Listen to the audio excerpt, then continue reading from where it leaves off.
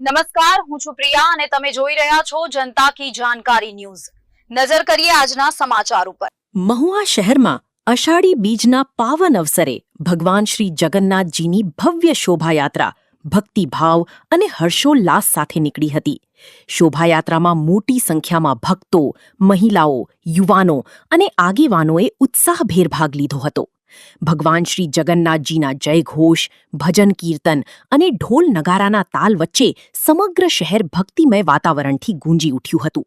શોભાયાત્રા શહેરના મુખ્ય માર્ગો પરથી પસાર થઈ હતી, જ્યાં ભક્તોએ ભગવાનના દર્શન કરી આશીર્વાદ મેળવ્યા હતા।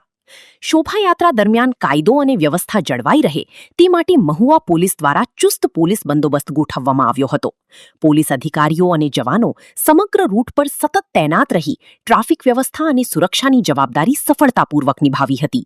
તેમના સતર્ક આયોજનના કારણે શોભાયાત્રા શાંતિપૂર્ણ અને સુચારુ રીતે સંપન્ન થઈ હતી। આ પાવન પ્રસંગે શહેરમાં ધાર્મિક આસ્થા અને સૌહાર્દનું સુંદર દ્રશ્ય જોવા મળ્યું હતું।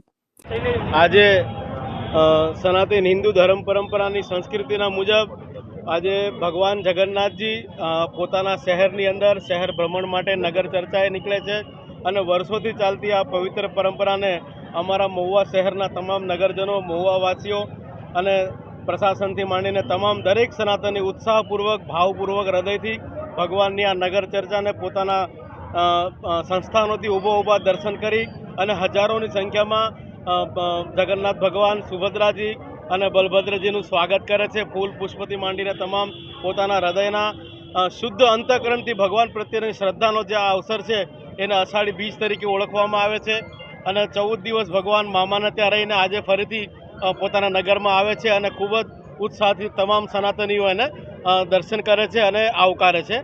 ઓમ નમો નારાયણ। જય જય જય જગન્નાથ।